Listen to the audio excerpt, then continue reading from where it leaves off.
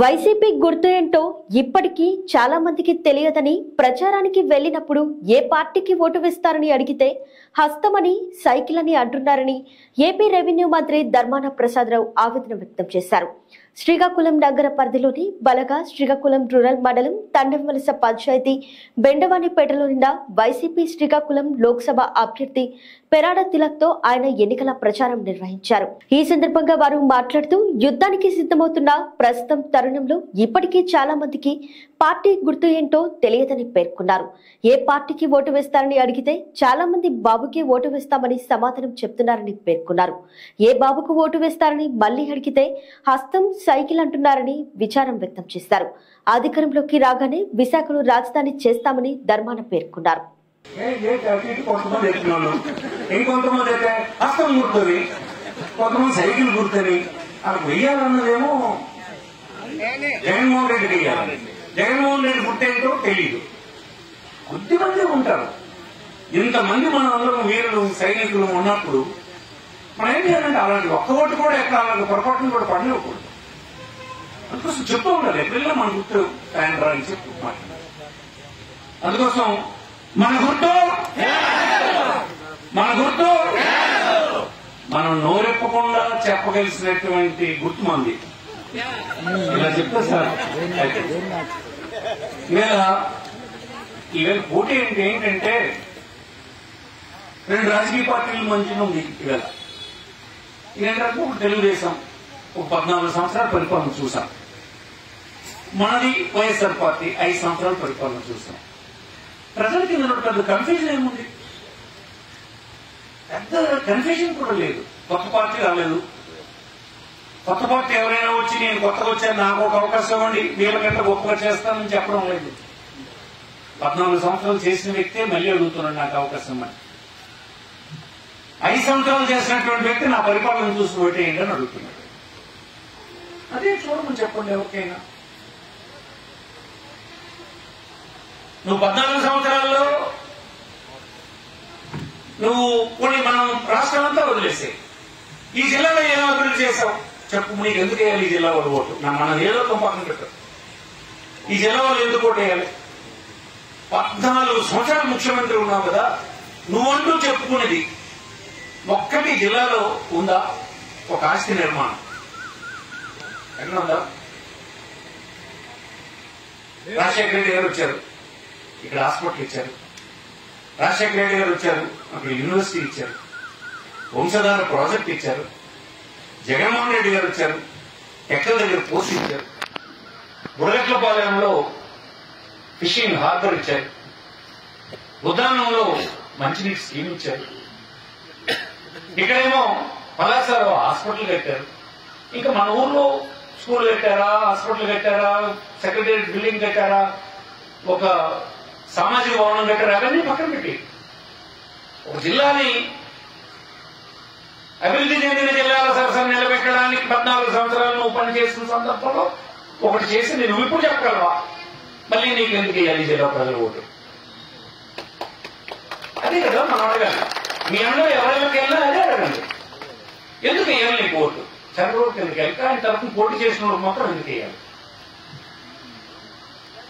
చెప్పుకోవడానికి లేదు అతనికి. ఎలా అయిందంటే నేను అభివృద్ధి చేశాను, వీళ్ళు అభివృద్ధి చేయలేదని చెప్పేస్తే నువ్వు అభివృద్ధి చేసినట్ట? నువ్వు చేస్తే చెప్పు, ఏం చేసావు చెప్పు. ఇవాళ జాతీయ స్థాయిలో ఇక్కడ ఉన్నటువంటి చాలా మంది ఎడ్యుకేటెడ్ ఉన్నారు. ఏ రాష్ట్రంతో పెర్ఫార్మెన్స్ ఏంటి, ఆ పరిపాలనలో ఆ రాష్ట్ర స్థితిగతులు ఎలా ఉన్నాయి, అభివృద్ధి ఎలా ఉందా అని అంచనా వేస్తారు. వేస్తే ఎలా ఉన్నాయంటే అందులో ఉన్నటువంటివి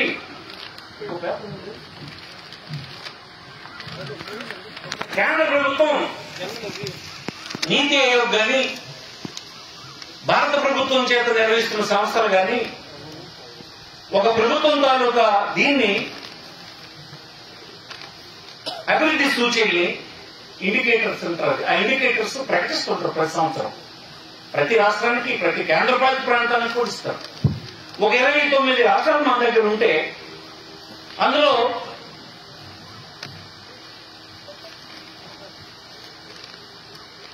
జిఎస్డిపి అంటారు. ఈ రాష్ట్రంలో జరిగిన ఉత్పత్తి అంతటినీ కలిపి అంచనా వేసి ఇంత ఉత్పత్తి జరిగింది, రకరకాల రంగాల్లో వచ్చినంత కలిపి ఒక అంకి వేస్తారు. వేస్తే టీడీపీ టైంలో దేశంలో ఈ రాష్ట్రం స్థితిగతులు తీస్తే 22వ స్థానంలో ఉంది. అంటే 29 రాష్ట్రాలు ఉంటే చిన్న చితక కలిపి అందులో 22వ స్థానంలో ఉంది. ఏది ఈ డెవలప్మెంట్ ఛాంపియన్ చంద్రబాబు గారు నాయకత్వాన. అదే మంది వచ్చింది. నెక్స్ట్ జగన్మోహన్ రెడ్డికి ఇచ్చారు. ఏమి తెలియని కుర్రాడు అని చెప్పారు. ఇతని టైంలో ఈ 22వ స్థానం ఉంది, 5వ స్థానానికి వచ్చింది. ఈ విషయాలు దాచిపడుతుంటాయి. వాళ్ళకి అనుకూలంగా ఉండే మీడియా దీన్ని ప్రజలకు తెలియనివ్వదు. ఇది మన రాష్ట్రం ప్రకటించింది కాదు, ఇది ఇన్ఫ్లుయెన్స్ చేస్తే అయిపోయింది కాదు. ఇది దేశంలో ఉండేటువంటి ప్రతి సంవత్సరం ప్రకటించినటువంటి లెక్కల ఆధారంగా సైంటిఫిక్ గా చేసినటువంటి క్యాలిక్యులేషన్ ప్రకారం అనౌన్స్ చేస్తారు. అయిందా?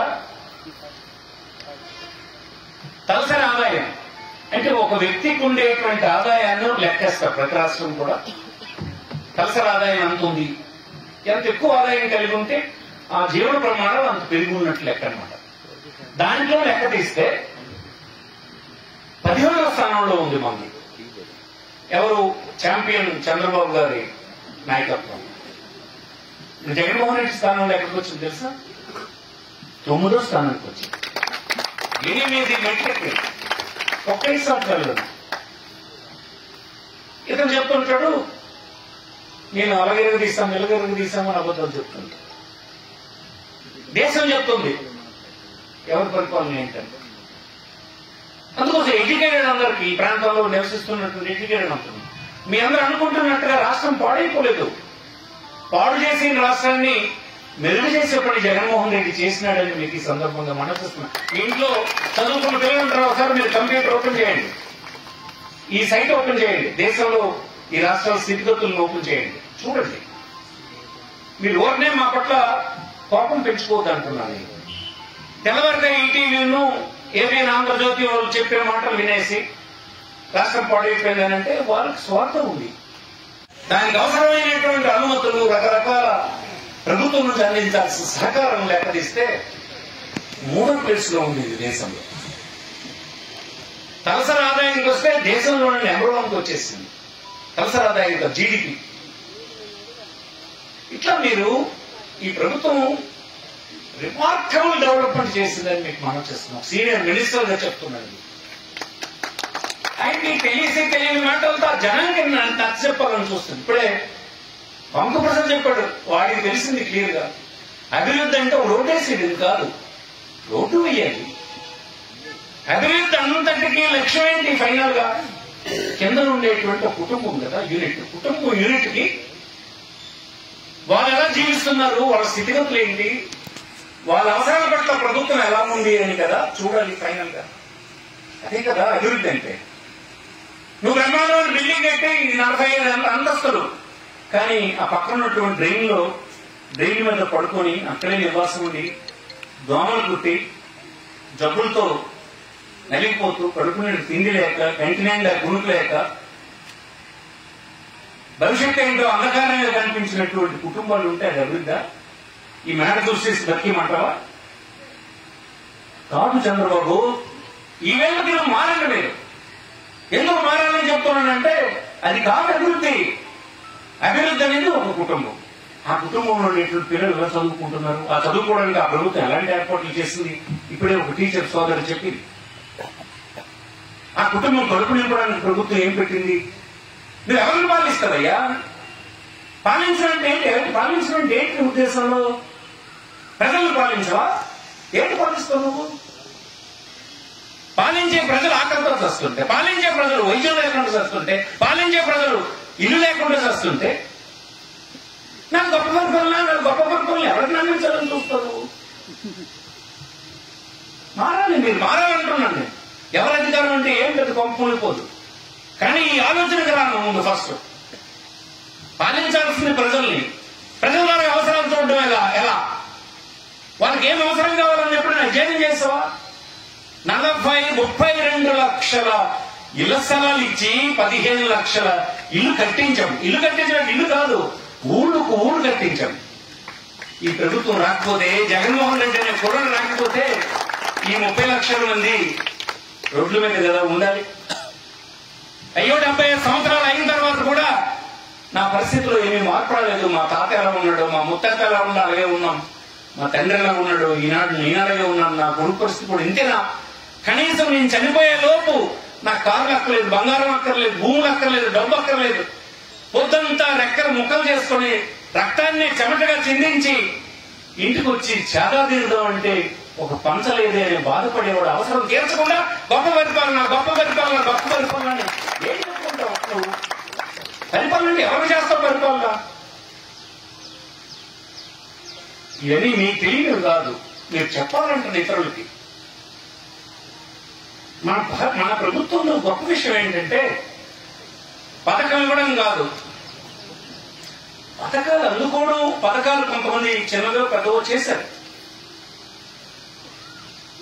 పథకాలు అందుకోవడానికి గౌరవంగా అందుకునే పద్ధతి రావాలి. అందుకోసం చెప్తారు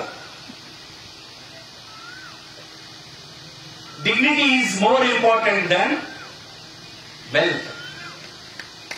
డిగ్నిటీ ఉండాలి, ఆ డిగ్నిటీ నువ్వు ప్రజలకు ఇవ్వాలి.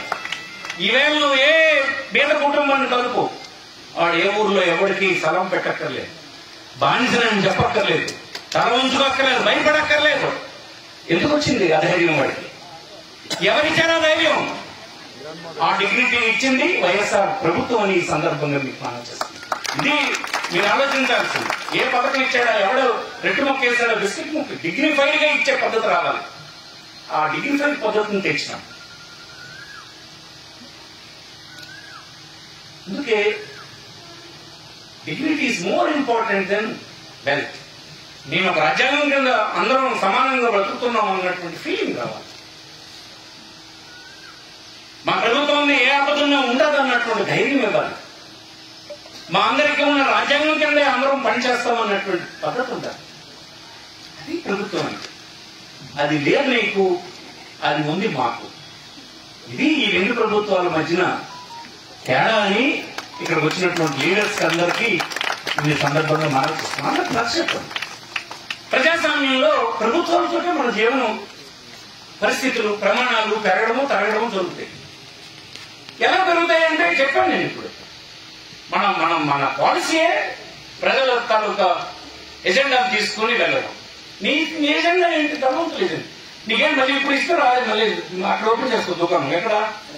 రాజధాని అక్కడ అమరావతి అక్కడ దుకాణం ఓటు చేస్తే మళ్ళీ ఎవరినోడు పట్టుకుంటూ ఉదాహరణని శ్రీలంక నుంచి ఎవడెవడో ఈశ్వరరావు అంటాం, ఇంకొకటి నుంచి రామారావు అంటాం, ఇక్కడి నుంచి అలా అక్కడి నుంచి